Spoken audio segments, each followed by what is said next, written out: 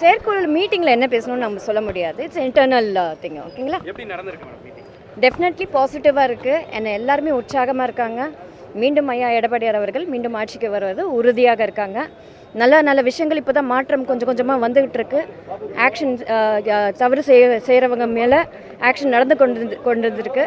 2 அமைச்சர்கள் வந்து பதவியிலேருந்து இறங்கியிருக்காங்க. இதெல்லாம் பார்க்கும்போது கண்டிப்பாக மீண்டும் அனைத்து இந்திய அண்ணா திராவிட முன்னேற்ற கழகம் மீண்டும் ஆட்சிக்கு வருது. அறிவுறுத்தல் எதுவும் இல்லை. நம்மளுக்கு வந்து நம்ம எல்லாரும் நல்லபடியாக வேலை செய்யணும்னு சொல்லியிருக்காங்க.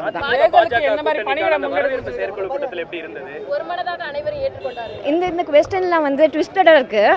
ஸோ அதனால் வந்து இது கூட்டணி அமைஞ்சிருக்கு, பிரம்மாண்ட கூட்டணி. நம்ம அதை எல்லாரும் வரவேற்போம். மக்களுக்கு நல்லது நடக்கணும் தான் நம்மளோட ஒரு உறுப்பினர்கள் எல்லாருமே இதை வரவேற்கிறாங்களா? என்ன மாதிரி உங்களுடைய மனநிலை எப்படி இருக்கு?